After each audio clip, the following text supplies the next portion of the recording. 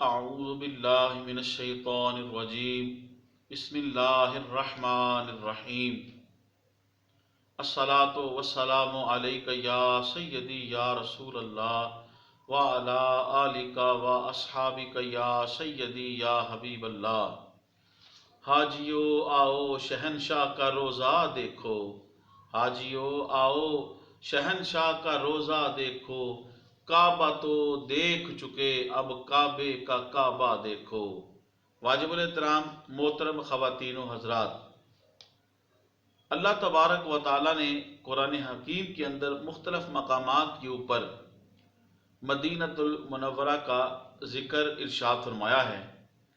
چنانچہ سورہ توبہ کی آیت نمبر 101 میں، سورہ توبہ کی آیت نمبر 120 میں، سورہ احزاب کی آیت نمبر 60 میں، 60 میں، سورہ منافقون کی آیت نمبر 8 میں رب العزت جل وعلا نے اس شہر دل نشیں کو جو اللہ کے انوار و تجلیات کا مرکز و محور ہے اور پوری امت مسلمہ صلی اللہ علیہ وآلہ وسلم کے دلوں کی دھڑکن ہے، وہ شہر مقدس مدینۃ المنورہ کا اللہ تبارک و تعالیٰ نے قرآن مجید کے اندر مختلف مقامات کے اوپر ذکر ارشاد فرمایا ہے۔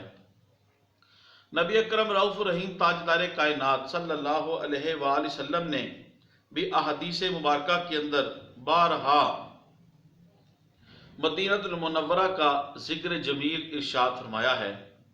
خود تاجدار کائنات صلی اللہ علیہ وآلہ وسلم نے ارشاد فرمایا، جس کا مفہوم یہ ہے، مسند امام احمد بن حنبل کی روایت ہے، آقا کریم علیہ السلام نے ارشاد فرمایا کہ اللہ تبارک و تعالیٰ نے مجھے یہ حکم ارشاد فرمایا کہ میں مدینۃ المنورہ کا نام طیبہ رکھوں۔ سبحان اللہ، اللہ اکبر کبیرہ۔ واجب الاحترام، بالخصوص عرب کے اندر کسی چیز کے نام کی کثرت ہونا اس کے شرف، اس کی عظمت اور اس کے مقام اور مرتبے میں دلالت کرتی ہے۔ تو کتب کے اندر مدینۃ المنورہ کے کم و بیش 99 نام آئے ہیں، جن میں سے چند ایک بابرکت نام جو ہیں مدینۃ المنورہ کے میں ہدیہ محترم ناظرین کرتا ہوں۔ واجب الاحترام خواتین و حضرات، مدینۃ الرسول یہ مدینۃ المنورہ کا نام ہے۔ طابہ، طیبہ، الدار، الایمان، ارض اللہ، ارض الحجرہ، بلد رسول صلی اللہ علیہ وآلہ وسلم۔ محترم خواتین و حضرات، چند ایک میں نے آپ کے سامنے عرض کیے ہیں۔ محترم خواتین و حضرات، اگر عاشقوں کے امام اعلیٰ حضرت شاہ احمد رضا خان بریلوی رحمۃ اللہ علیہ سے پوچھا جائے تو وہ یہ فرماتے ہیں، حاجیو آؤ شہنشاہ کا روزہ دیکھو، کعبہ تو دیکھ چکے اب کعبے کا کعبہ دیکھو۔ واجب الاحترام، نبی اکرم صلی اللہ علیہ وسلم نے ارشاد فرمایا، جس کا مفہوم یہ ہے جس سے ہو سکے اسے مدینے میں موت آئے، وہ مدینے میں مرے، کیونکہ جو مدینۃ المنورہ میں فوت ہوگا، انتقال ہوگا، جس کا وصال ہوگا، حضور نے فرمایا میں محمد صلی اللہ علیہ وآلہ وسلم اپنے ذمہ کرم سے قیامت کے دن اس کی شفاعت کروں گا۔ یعنی جسے خوش نصیبی، خوش قسمتی سے زہ مقدر مستقل یا عارضی طور پہ مدینۃ المنورہ کی حاضری کا شرف حاصل ہو، وہاں رہنا نصیب ہو، وہ فضائیں جن فضاؤں کے اندر نبی اکرم صلی اللہ علیہ وسلم کی مقدس سانسیں جو ہیں اس کے اندر شامل ہوتی رہیں، ان پرنور فضاؤں کے اندر سانس لینا نصیب ہو، تو اگر طبعی طور پہ وہاں پہ انسان کو موت آ جائے اور وہاں پہ دفن ہو جائے، اللہ پاک کے پیارے محبوب صلی اللہ علیہ وآلہ وسلم نے اپنے ذمہ کرم سے اس کی شفاعت کا حکم ارشاد فرمایا ہے۔ واجب الاحترام محترم خواتین و حضرات، حضرت انس بن رضی اللہ تعالی عنہ سے روایت ہے، رسول پاک صلی اللہ علیہ وسلم نے ارشاد فرمایا، بخاری شریف کی حدیث پاک ہے، آپ نے دعا فرمائی، یا اللہ مدینۃ المنورہ میں مکہ المکرمہ سے دگنی برکت عطا فرما۔ سبحان اللہ، اللہ اکبر کبیرہ۔ واجب الاحترام، مدینۃ المنورہ کے تمام فضائل اور تمام برکات و حسنات یہ ذات مصطفیٰ کی وجہ سے ہیں، یہ وجود مصطفیٰ کی برکت سے ہیں، قدمین مصطفیٰ کی برکت سے ہے، ورنہ حضور کے آنے سے پہلے یہ برکات اسے میسر نہ تھیں۔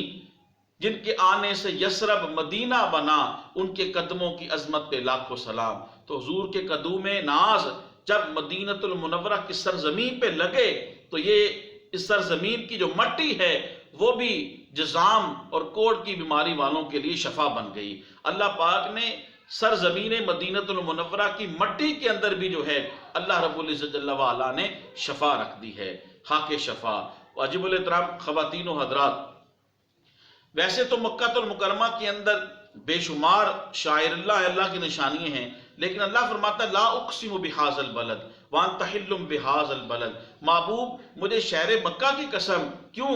کیونکہ یہ آپ کا جائے ولادت ہے، آپ کی قدوم ناد اس کے اندر لگے ہیں، آپ کی مبارک سانسیں اس شہر مکہ کے اندر جو ہے اس کی فضا کے اندر شامل ہو رہی ہیں۔ اللہ اکبر کبیرہ۔ تو حضور کی وجود کی برکت سے اللہ پاک مکہ المکرمہ کی قسم ارشاد فرماتا ہے۔ اسی طریقے سے مدینۃ المنورہ کے جتنے فضائل ہیں وہ صرف اور صرف رسول پاک صلی اللہ علیہ وآلہ وسلم کے وجود مسعود کی برکت سے ہے کہ آقا کریم علیہ السلام وہاں پہ تشریف لائے، حضور علیہ السلام وہاں پہ آرام فرما ہے۔ محترم خواتین و حضرات، بعض حضرات کو مغالطہ لگا کہ حضور علیہ السلام کی حدیث پاک سے یہ 3 مساجد کے علاوہ سفر کرنا یہ جائز نہیں، یہ ان کو مغالطہ لگا اور انہوں نے رسول پاک صلی اللہ علیہ وسلم کی قبر مبارک کے جو سفر ہے اس کی طرف کرنا، اور زیارت رسول، زیارت قبر مبارک کے لیے جو ہے وہ سفر کرنے کو بھی انہوں نے جو ہے اس کے اندر شمار کیا، یہ ان کا مغالطہ ہے۔ حالانکہ حضور علیہ السلام نے شاہ فرمایا من زار قبری وجبت لہ الشفاء، جس نے میری قبر انور کی زیارت کی قیامت کے دن میں محمد صلی اللہ علیہ وسلم اپنے ذمہ کرم سے اس کی شفاعت کروں گا۔ تو واجب الاحترام رسول پاک صلی اللہ علیہ وسلم کی قبر مبارک کے لیے، روضہ رسول کے لیے قصداً بالقصد جانا نہ صرف جائز ہے بلکہ باعث برکت بھی ہے، اور حضور علیہ السلام اپنے اس امتی، اپنے اس عاشق اور غلام کی قیامت کے دن اللہ کے فضل سے اپنے ذمہ کرم سے اس کی شفاعت بھی فرمائیں گے۔